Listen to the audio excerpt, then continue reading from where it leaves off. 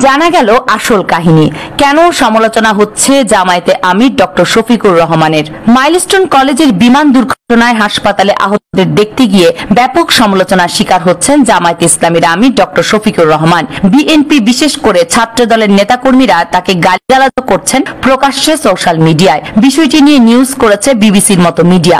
জামায়াতে আমিরকে বলা হচ্ছে ফুটেজখোর, কিন্তু এই সমালোচকরা কি জামায়াতে আমির অতীত জানেন? না জানলে মনে করিয়ে দেই। পঞ্চগড়ে যখন লঞ্চ ডোবে ৮০ জন মানুষের মৃত্যু হলো, ডক্টর শফিকুর রহমান সেখানে ছুটে গেলেন। প্রত্যেক পরিবারকে কোনো ফুটেজ ছাড়াই ২৫ লাখ টাকা সমানভাবে ভাগ করে দিয়ে আসছিলেন। সেখানে একজন এতিম শিশু সারা জীবনের দায়িত্ব নিলেন। চট্টগ্রামের অগ্নিকাণ্ডে নিহতদের সাথে সাথে দেখতে গেলেন। নিহতদের পরিবারে ৫০,০০০ করে কয়েক লক্ষাধিক টাকা দিয়ে আসলেন কোনো মিডিয়া কাভারেজ ছাড়াই। সিলেটের বন্যায় সবার আগে ডক্টর শফিকুর রহমান চলে যান। সিলেটবাসীর ভয়াবহ বন্যায় মানবিক হৃদয় নিয়ে দলীয় ফান্ড থেকে প্রায় ১০ কোটি টাকা ব্যয় করেন তিনি। কোনো মিডিয়াতে আসে নাই এগুলো।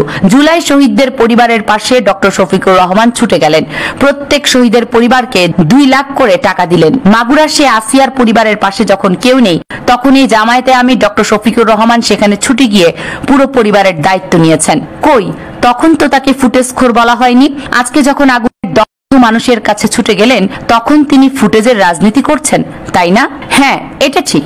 ওখানে ওই সময়ে রাজনৈতিক নেতারা যাওয়াতে কিছুটা সমস্যার সৃষ্টি হয়েছিল, কারণ তাদের কর্মীরাও নেতার সাথে ভিতরে গিয়েছিল। কিন্তু জামায়াতে আমিরের ব্যাপারটি ছিল পুরোপুরি ভিন্ন। প্রথম কথা, তিনি একজন ডক্টর, সাবেক বিসিএস স্বাস্থ্য ক্যাডার।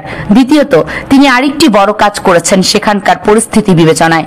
জানলে অবাক হবেন, এ ঘটনায় ডক্টর শফিকুর রহমান নগদ ৫০ লাখ টাকা ইবনে সিনা এবং ইসলামী ব্যাংক হাসপাতালের ২২টি শাখায় বিনামূল্যে চিকিৎসার সুযোগ এবং ২০ জন প্লাস্টিক সার্জন নিয়োজিত করেছেন দগ্ধদের সেবায়। তাছাড়া এমন পরিস্থিতিতে হাসপাতাল কর্তৃপক্ষের মনে প্রশ্ন আসতে পারে, হাসপাতাল যদি রোগীদের চিকিৎসা দেয়, ঔষধ দেয়, তবে সেই বিল পরে পরিশোধ কে করবে?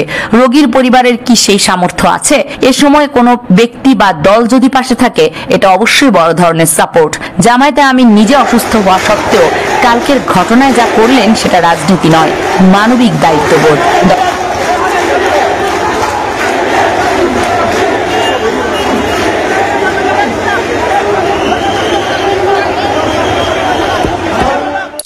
জান্নাতের তারা, ইসলামের পথের যাত্রা।